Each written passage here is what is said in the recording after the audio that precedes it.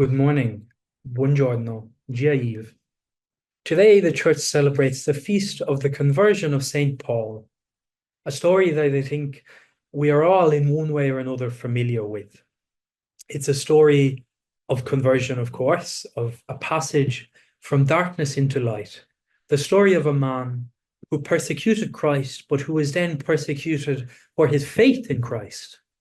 It's the story of a new beginning and of a new mission. And for this, it's a very important day in our own Oblate calendar and a very important feast for our charismatic family.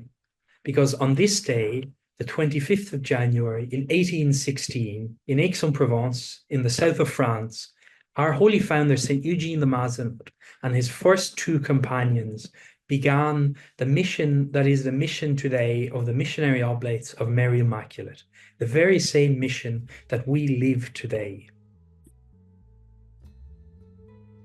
A reading from the Gospel according to St. Mark. Jesus showed himself to the 11 and said to them, "Go out to the whole world, proclaim the good news to all creation. He who believes and is baptized will be saved, but he who does not believe will be condemned. These are the signs that will be associated with believers. In my name they will cast out devils. They will have the gift of tongues. They will pick up snakes in their hands and be unharmed should they drink deadly poison. They will lay their hands on the sick who will recover." So now I'm invited to give my own personal reflection on the importance or the significance of this feast day in the life of the whole church. But really, my mind is automatically orientated towards that first experience of our Holy Founder on this day 209 years ago. That first experience of community living with his first companions and of this radical new mission that they began.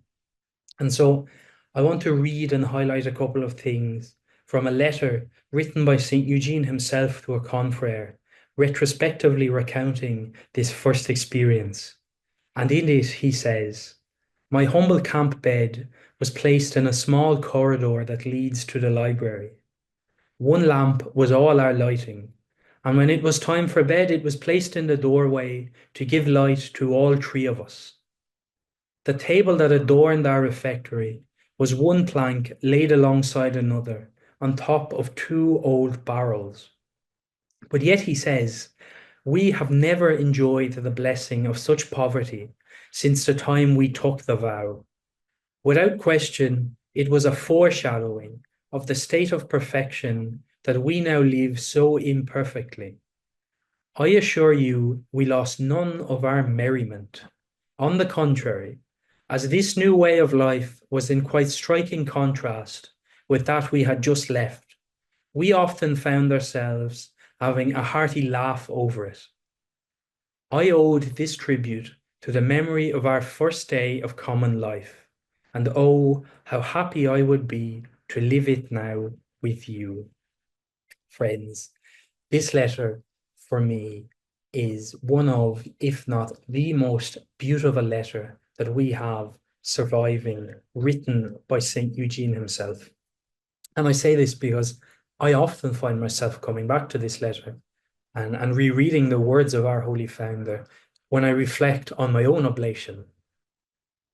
As consecrated oblates, we are men of the mission. We are apostolic men, but we are also community men. And these two things go hand in hand.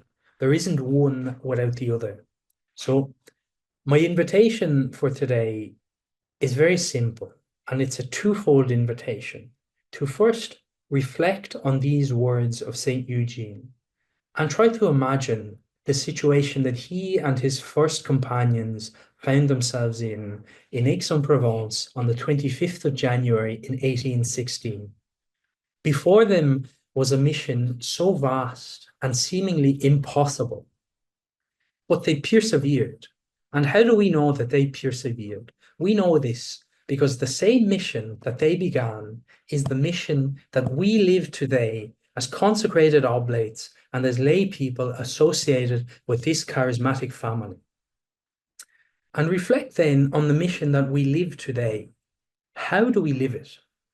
Does it daunt us, or does it seem impossible in today's world? Do we live it with the same merriment that Eugene and his first companions lived it? Do we bring the joy of the gospel to the people who we meet?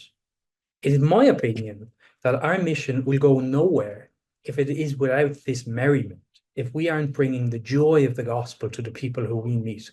These should be the defining characteristics of our mission. St. Eugene and his first companions had an extraordinary faith in God and trust in his divine providence. This is our starting point.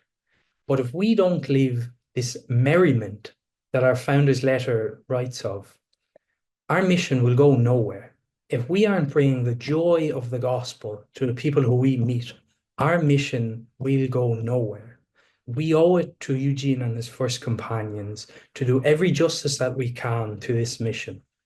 And this is our invitation for today as we reflect on the first foundation, the first Oblate community. Our mission is one of joy. We bring the joy of the gospel to everybody who we meet, to people we meet along the streets, but to our own brothers and sisters, to fellow Oblates, to fellow parishioners, to friends, to family. Joy is the defining characteristic of our mission. And let that be the thought that accompanies us today.